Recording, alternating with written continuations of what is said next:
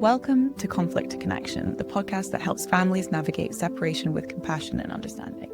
I'm Mitch, a child consultant at Civilized Separations, and I'm joined by my co-hosts, Bill and Bella. Together, we tackle tough conversations about divorce, co-parenting, and creating healthier family dynamics. Whether you're navigating a separation or just looking for better ways to connect, this podcast is here to guide you every step of the way.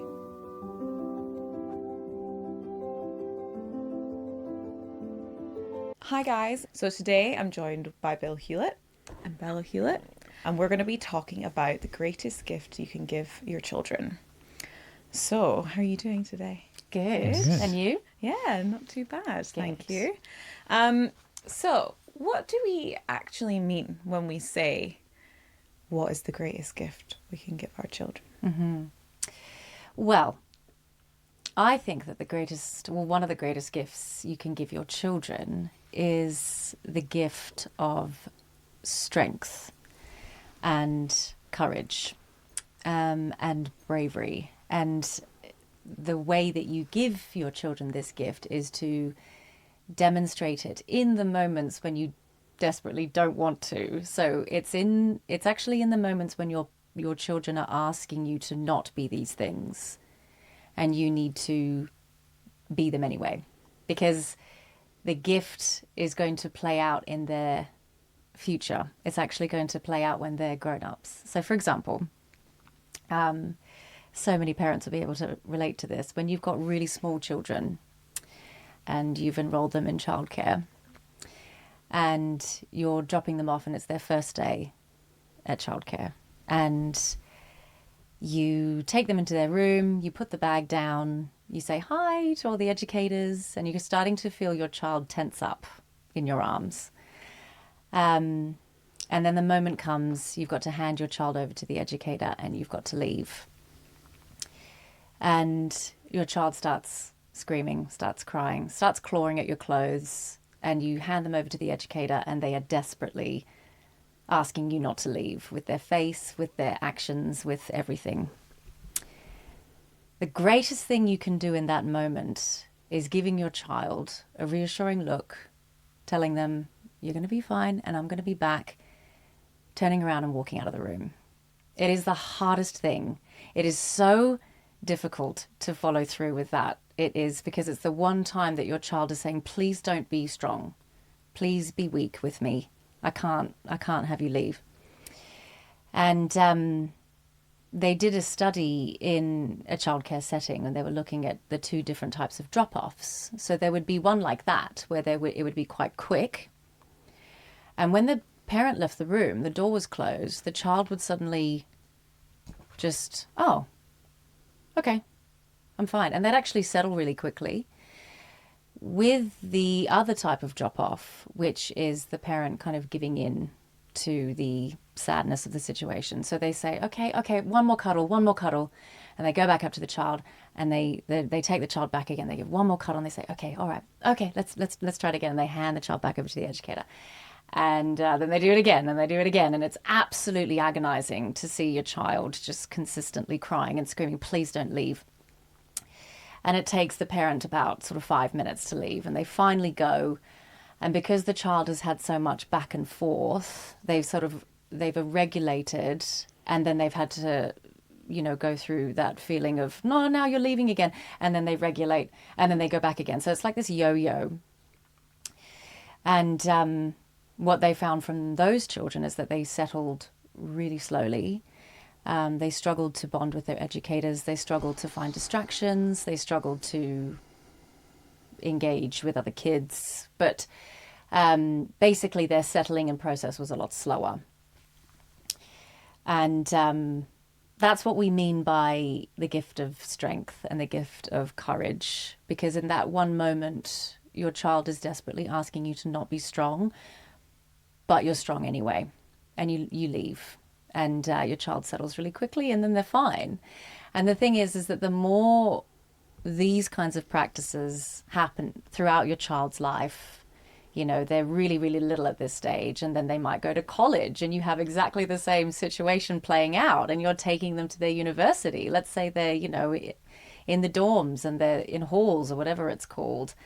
and you're leaving them. It's exactly the same thing that plays out. If the parent is really struggling to leave and the parent is really like, I can't do this, I'm going to miss you so much, even their adult children will really struggle to settle into their classes and things. So in terms of divorce and separation, what does that have to do with anything Yeah, good to do question. with that?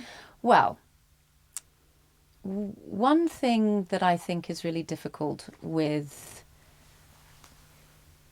when you have children and you're separating from someone, and let's say that the children are sort of mostly with you, and the children are saying, I don't want anything to do with my other parent, or I don't want to move, or I don't want to Do a FaceTime. yeah, anything. They're kind of saying, I want to keep doing what I'm doing. yeah, exactly. I want to keep doing what I'm doing. And you kind of know in your heart of hearts that it probably would be a better thing to actually encourage your children to be strong. And you really, it would actually give you a huge break to encourage your children to be strong. So let's say, for example, you have children who are saying, I don't want anything to do with my other parent. And you've just gone through a separation and you're feeling quite low. And you're struggling to deal with the other parent because you know things have been up and down, the relationship's been rocky, and then your children are saying to you, I don't want anything to do with the other parent. Realistically, in that moment, the greatest gift you could give your child is saying, you do need to have something to do with your other parent. You should, because it's actually because they're your father or your mother. And they really, really love you. They very much care about you. It's very important to them that you're okay. So what's that benefit for the child if you're saying, I'm not going to listen to what you're saying in this moment. You're saying, I don't really want to see that other parent. And you're saying, I think it's a really good idea if you go see them. Yeah. Why is that beneficial to them? Because if you're giving your children what they want in that moment, which they think is to not have a relationship with the other parent, that's actually giving them quite a lot of responsibility. You're essentially saying you are old enough to make a decision for your life that big. If you don't want anything to do with your parent and you're telling me that that's definitely what you want and I'm just going to give that to you, then technically I'm treating you like an adult. And it's hard to be really strong in that moment, but realistically you are still the parent, and making a decision that big for them is going to be something that they eventually thank you for. Because having a relationship with both parents, even if it's tough sometimes, and even if you feel like there's one parent that sort of struggles to understand you, being connected to both of them and feeling like you are important to both of them are the ingredients you need to be a well-adjusted adult. If you don't have a relationship with one parent and you say to your other parent, I don't want that, you're essentially saying, you're saying something so massive in the moment that if 10 years down the line, you eventually ask yourself, am I leavable? I suppose what I'm asking is also in terms of, this is all in like a safe space context, isn't it? So, if there is a safe space for them to go to, the parents not, it's, this is all the context of that. But in terms of like, is it not some sort of control that they can have as a child, that they can say, I don't want to go there, and actually they've not had any control over their life over the last 6 months or however long they're going through the divorce? Does that not benefit them to kind of feel like they have a sense of like, this is my place, I only want to be at mum's or dad's, whoever it is? I mean, is that beneficial in any way, or is it really actually? It's about the difference between the child having a voice and the child having influence. Okay. So certainly having a voice where what you feel is known and understood, and you have a sense, you've heard back that we get where you're coming from. But I think being in charge is too onerous a responsibility. And also, you at the age of 8 might make a decision about whether you want to see your dad or not. But how are you going to feel about that when you're 16? And how are you going to feel about the fact that you were the one?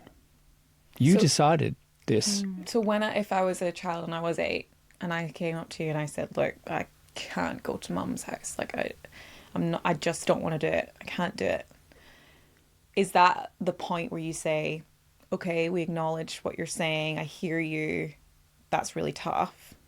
But I think it's a really good idea if you go. Is that what you would do? I'd want to take a step back and think about the context that the child's saying, I don't want to see one parent. Right, okay. I think that if you're living in an environment where you're feeling thoughts like that, it's probably an environment that's less than conducive to thriving. You're being asked to make a choice between your parents. Think about a family that's functioning really well. Mum and dad have different ways of parenting. Sometimes one of them's more annoying than the other, but you're not really in a position where you're taking a strong stand against one of them. So I think we sort of hone in on the child's behaviour and forget about the environment that's brought about this behaviour. So I kind of want to find out what's going on where the child feels, on the one hand, the need to kind of say this, and what's going on where they're starting to feel about one parent like this.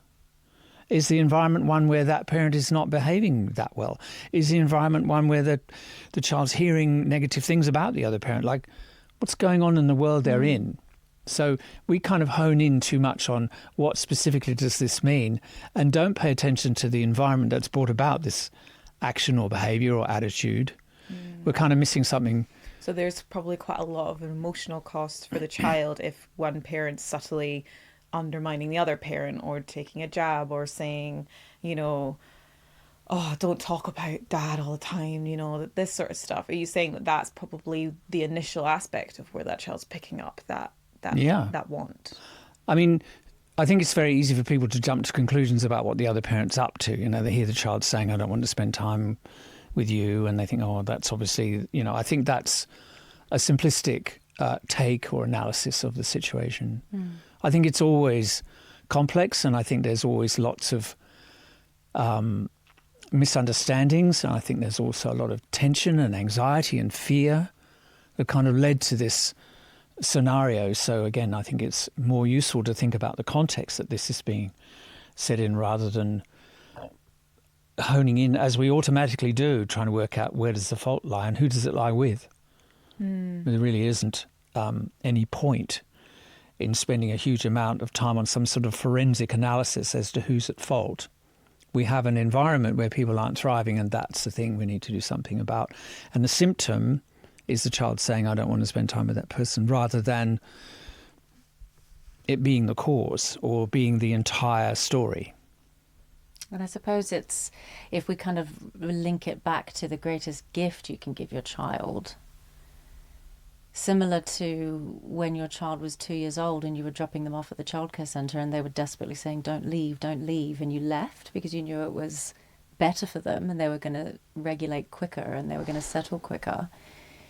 It's really difficult when you have your child saying, I don't want to do that. I don't want to see my other parent. And, they're kind of pleading with you in that moment I need you to give me what I want. And what's more, I deserve this. We've just been through something massive. Can I just have a bit of control, as you were saying, But in that moment, if you stay strong and you give this message of, you are so important to both of us, and how your parents feel about you, how your other parent feels about you is actually how you feel about yourself. I mean, that's not really something that we would say, I suppose, in the moment, but I think that it's really important to remember that children are really, they're biologically connected to their parents. So if there is a message that the child is getting that one of their parents is no good, that might actually be eventually what they feel about themselves. Half of me is no good. So how do you kind of balance that then? If you're saying you really want to encourage them to go and see that other parent, how do you balance validating their feelings about how difficult it is and the fact that they don't want to go without kind of feeding the conflict and then also not, or like aligning with rejecting the other parent? So how do you do that and then also acknowledge how they're feeling, yet say, here, you should go? the idea of fueling the conflict, I suppose, is also something that's kind of leads us to kind of think in kind of fixed ways, or kind of see it as a binary thing. The conflict is there and it's going to get worse or better. And conflict is only there because people have got to a particular place in terms of their thinking and their relationship with each other. So it's infinitely variable. So if we kind of see something that leads us to kind of become black and white, binary, right, wrong about a situation, it's unlikely that the solution to it's going to be a good one in the overall scheme of things.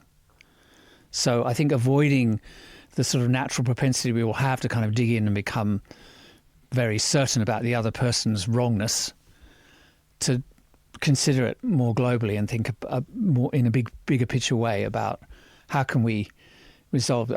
I think it's worth remembering that families are dealing with this all the time. There are times when the kids are annoyed with dad or mum or whatever. How does a family that's functioning really well deal with that? Do they end up with this kind of all or nothing kind of so-and-so's never going to talk to someone else, or do they have to bring in experts? They work it out in their own unique and relatively functional way. And is that because they've already got that kind of more positive outlook about the other parent anyway, because they're obviously in a good place? So they have think, that I'll work positive with you, I'll outlook. collaborate with you, I'll keep an open mind, I'll speak about you positively, I'll think about you positively, rather than, well, clearly you're a hopeless or impossible to change person, so I'll just adopt a very sort of tough, inflexible, rigid attitude.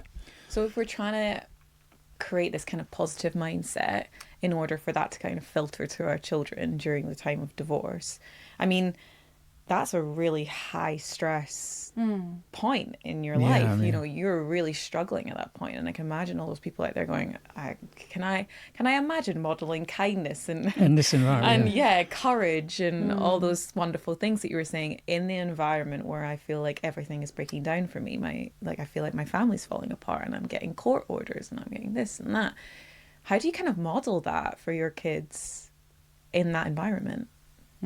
It's a really good question. It is really tough to, I suppose it comes back to, why did it need to be that way in the first place? Why did that separation need to go down that way? Why did it need to get nasty? Why did there need to be court orders? Why, obviously it's kind of pointless asking that question at that point, but I think that if it was a smoother process, if there was a sort of way of manifesting a really good divorce, and everyone, as you say, if the family was functioning, a family that was functioning could go through a separation continuing to function well, there's no reason why the separation or divorce should have been that way.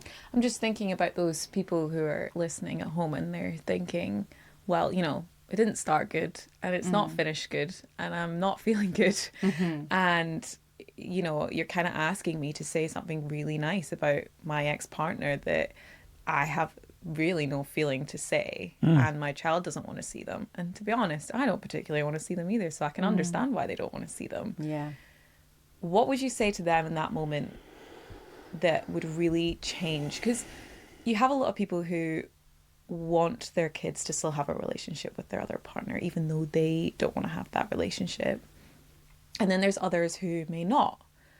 But if you're saying it's a really important thing to do and they want to do best by their kids, which I believe that most parents want to do, how do they get themselves to that point where they feel like they're ready to say, I think you should go and see your dad or your mom, and be positive about it and be in that mindset and that frame where they can say something like that? I think it's really useful, that expression, how do they get themselves to say? So how do they go from where they are to somewhere else? I mean, what's also in play in a conflict is a lot of internal rumination, a lot of blame attributed to another, a lot of negative thoughts, a lot of egocentric subjectivity, where you are indulging yourself by only allowing yourself to have thoughts that confirm your position, which is I'm a victim and the other person's awful. And so you are kind of maintaining a rage within yourself. that you then have to deal with because you spend all day thinking horrible thoughts, which doesn't do you any good at all. And then the other person has to deal with the fact that you've been thinking about them negatively all day. And don't forget, the kids know when you're sitting there ruminating negatively about the other person what you're thinking. And of course, they find it hard to deal with that sense of, I'm actually witnessing my parent think badly about the other parent. So all of these, again, are not givens. We don't have to think in that way. We don't have to get stuck in a negative kind of spiral of thought that doesn't ever allow us to kind of just hesitate or pause for a moment and think, hang on, maybe I should calm down, maybe I should zoom out, maybe I should consider there may be other ways of thinking about this. Once you get on that role of righteous indignation, you just stay in it and don't deviate from it. You can spend the entire day seething. You know, here we are saying we want these kids to grow up with this sort of balanced... Yeah, be kind. Be kind. Yeah, exactly. And then you've got your parents seething all day about your other parents. They're It's incongruent. hard to grow up into a person when the environment isn't You can't facilitating grow up that. in spite of your environment. Yeah. You grow up as a result of your environment. So really the greatest gift that parents can give their kids is the environment in order to be that person, to be the show pony, I guess, of what they should be like and what a relationship can be like and what the end of a relationship can be like. Yeah. And let's just say, for example, I'm just thinking about those who may not have as much time with their kids. So those who may be slightly alienated from their children. And this might just be for a period of time during the divorce process or an extended period of time. If they're listening right now, what would you say to them? What can they do that will emotionally support their children and be that gift that they can give their kids, even if they're unfortunately separated from them for a period of time? Because obviously they can't really show them that everyday stance of not ruminating and all these sorts of things. So what's that gift that they can give to their kids? It's a good question. I think it's really, it would be important to consider what is happening for you and the communication that's happening with the other parent. So let's say, for example, the parent that's being alienated is only hearing from the other parent, your children don't want to see you. And if that is the message that they're getting, let's say it's not actually even coming from the children. I mean, you can understand why messages get misconstrued and why the parent that's being alienated thinks that it's the other parent that's doing it, because the only messages are coming from them and they're saying the children don't want to see you. So I suppose it would be the greatest gift you could give your kids, if you are the one that is being alienated against, is feeding the other parent, exactly what they need in order to try to facilitate that conversation with the kids with some positivity and compassion. So what's missing?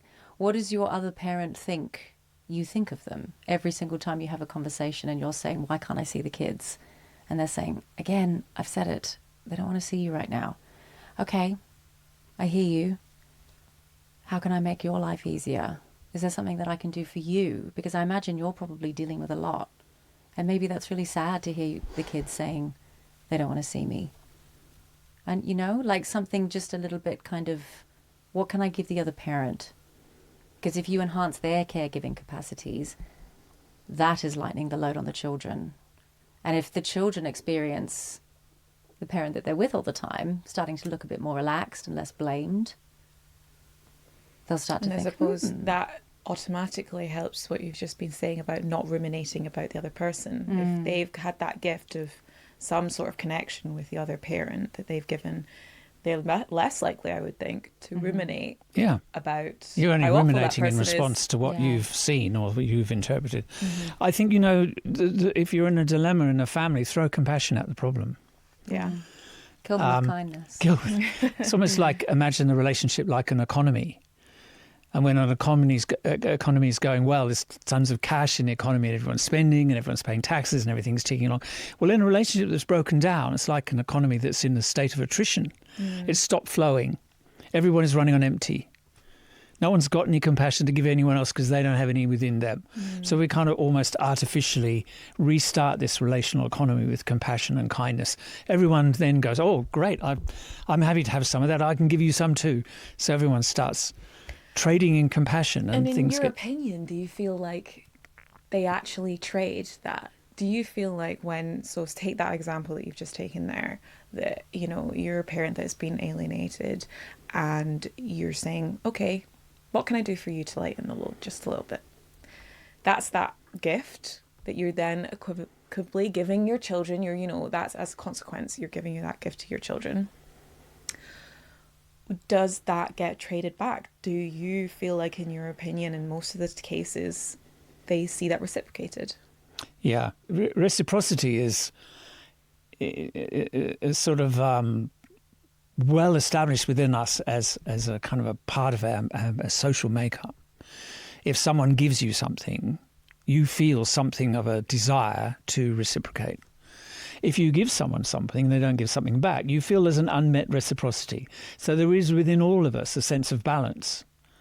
So if you spontaneously throw some sort of generosity or kindness into the mix, you're going to instill in the other a sense of a desire to kind of give back.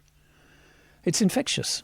I suppose, again, it's that you're showing the kids what these good aspects of things, the kindness and the giving the gifts, and actually you're making that like really amazing parental step of being the bigger person, as they always say. Yeah. But saying, this is what you do, this is how you reach out, and I'm really making the moves to reach out to someone that I may not like so much anymore for you. Yeah, exactly. Just as the basis that actually I want to spend time with you as the kids. Children I'm going to love reach out to someone that I actually don't want to spend any time with. Exactly, and that, it does. We say this as if it doesn't come with any complexity, and it should be that easy. Of course, it isn't. But the other greatest gift you can give your children is unity, even when you're not, even if it's just a little moment of, I agree with your mum there, or, you know what, I agree with your dad. Like it's children love it. It feeds them so much security. It just goes straight to their sense of self and just says, you are okay, because my parents have the capacity to unite even if they don't want to, because I matter to them. Does this so have much. to come from both sides? Because, if you've got someone just now that's listening to this and it's like, well, there's absolutely no way I'm going to get my ex-partner to listen to this and hear what is being said here. And maybe you've worked with clients like this. It's like, no way am I going to get my ex-partner to come into the room and talk about this. Can that gift for their kids just come from one side? Can you say the good things? It'll change things. Yeah. I often think it's like marbles in a jar. Move one, the others have to move. Okay. So one person starts to manage the situation in a more kind and generous and open way. They put that into the mix changes. So what you have in a conflict that's very stuck is both are seeing tons of evidence of negative sentiment from the other, which propels them into wanting to do more of the same. Everyone you speak to saying, why is this situation not good? You don't need to, I'm not the problem. You need to talk to him. Okay, I'll go and talk to him. Why is this? You don't need to talk to me. I'm not. You need to talk to her. So there's this constant sense of the other is driving it. Actually, neither are wanting to drive it. It's like a vortex that you get sucked into where conflict becomes endemic. I guess you don't really need to say you don't really need to say I'm the problem to be able to do this gift of kindness. You don't need to take everything on your own shoulders. That's not what you're saying. It's that actually you're just giving the gift of kindness. It's not just about chuck it into the mix. Yeah, it's not about taking the responsibility. It's not about they're not taking any responsibility. Just because you're giving the gift of kindness doesn't mean that and it doesn't cost you anything. Responsibility. There's a Buddhist saying about one candle can light 1,000 candles and in no way be diminished. You can just chuck some kindness into the mix and you'll be no worse off. In fact, there'd be an awful lot of psychologists that would say you would actually benefit because the act of giving is good for you. Yeah. Positive psychology, you're actually sort of manifesting or party to something that makes you feel good. So really, if you're not doing it for anyone else, do it for you. Yeah, do it for yourself. Yeah, exactly. Yeah. Yeah, that's really interesting. Okay, so we're going to finish every episode with a question from our audience and basically our listeners and people on social media. So the question that we have for today is from @Donna Marie, and she says, How can parents support their children to process and cope with the changes that come with separation, especially when it's easy to forget that kids are going through it too? It's a Great really question. Good question. Do you want to take this Well, one? there's this concept of name it and tame it. So a child's brain is not fully formed to the point where they can deal with a complex issue, where they kind of know everything they need to know. They need to link up their brain that's not yet formed with the brain that is fully formed. So ideally the child takes their unyet fully formed brain to the parent's fully formed brain, and they work in conjunction with each other. So the parent's brain helps the child's brain to make sense of what's happening, because they can think it through. And what about this? And what about how do you think this person felt? You know, they can add that. So what the parent is enabling is the child is able to process something that's as yet unprocessed. Like, I'm confused, I'm upset, I don't know what's going on, I don't know what this means about me. I'm really in a kind of a state of uncertainty. So can I link with you, my mum or my dad? You can help use your sophisticated adult fully formed brain to calm my not yet fully formed brain down. So you process it, you talk it through. The best thing to do as a parent is to be dumb and curious. Okay. Just be interested. Don't have an answer. Don't have a solution. Don't have some sort of go-to statement that effectively tells a child not to worry because they're worried, and being told not to worry isn't going to work.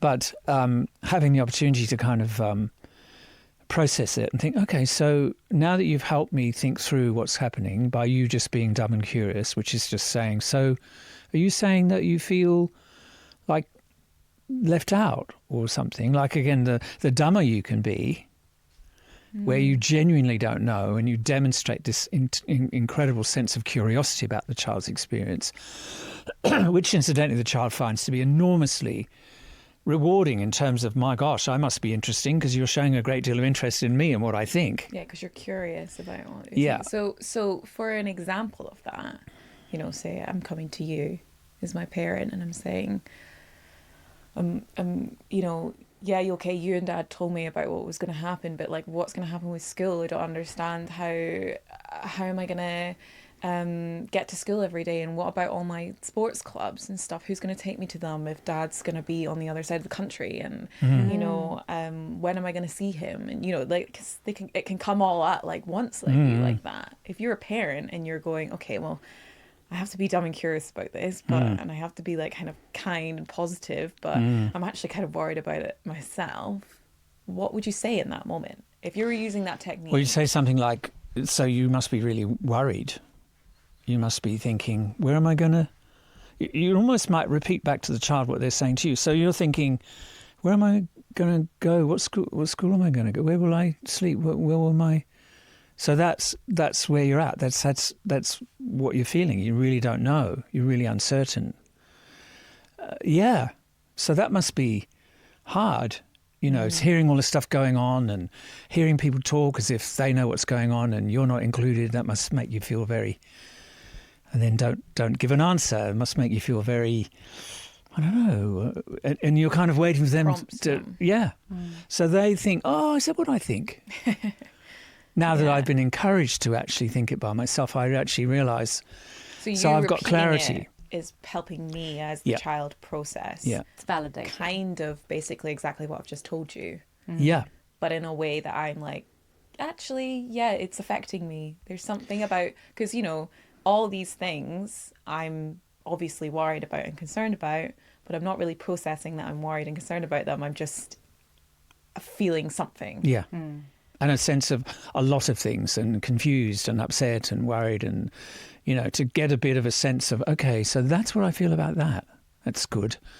I'll kind of park that bit because I think I've got a bit of a sense of what's going on there. They don't need a solution. I mean, and I think they also need to know that the other parent and I are going to make sure that we are very united with each other.